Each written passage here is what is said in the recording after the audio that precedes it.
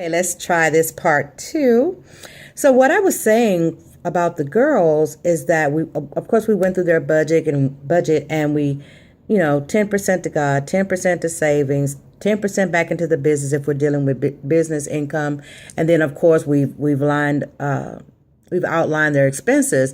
But if you don't sit down with your family and let them know what the vision is, if they're totally responsible for the household and the elders are saying, I need money for this and I need money for that, and they're feeling the pressure.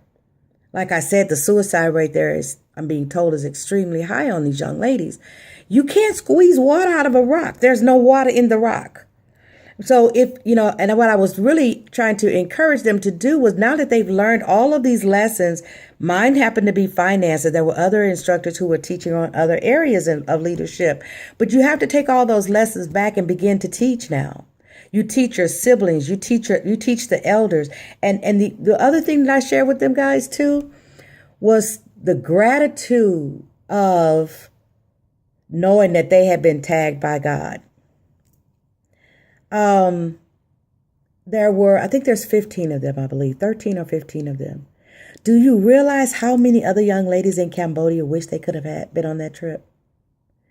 In this season, it was their time to be here, to be poured into, so that they could go back to their families and bring that information back to their families. Next year, possibly it'll be another group. But one thing God spoke to my heart as well while I was there was that some of them are going to be responsible for helping other ravens come over to America, because they're going to get blessed so much they will be able to sow into Ravens Hope International to bring even more of their sisters over here so they can be taught leadership as well. So it was very empowering. I left really, really full, because I realized as I was praying for them at the end what that meant, that all the seeds that I placed in them, that God really had placed in them through me, that they were getting ready to go back home with that.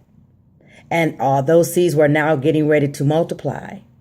And they were going to be, ministering to their families. And some of them, like I think one is even a praise and worship leader in the church.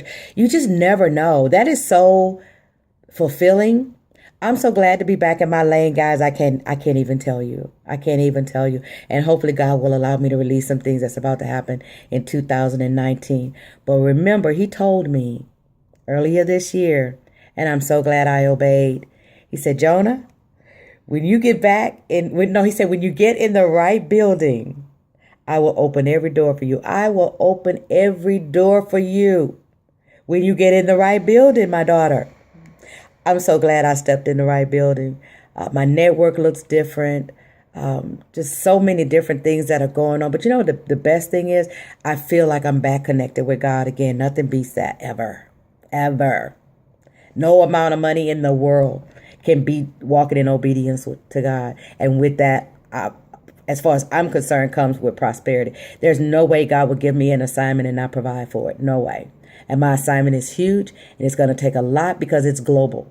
And so I'm excited about what's happening in their lives. I look at them. I look at the enlightenment in their eyes, but I can't wait to see the results of what's going to happen when they go back to their country. I believe they leave at the first of the year, or the 30th or something like that. And what the impact to not only the families, but to the nation. And God gave me an opportunity to be a part of that.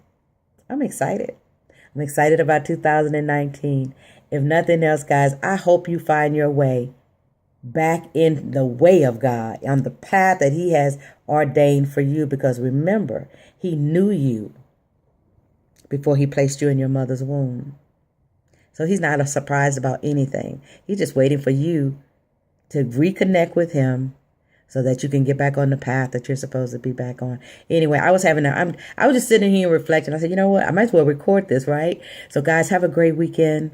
If I don't go live or get back on Facebook again before Christmas, have a Merry Christmas and an incredible New Year. Mine has already started. I'm so excited. Guys, have a great day. Bye-bye.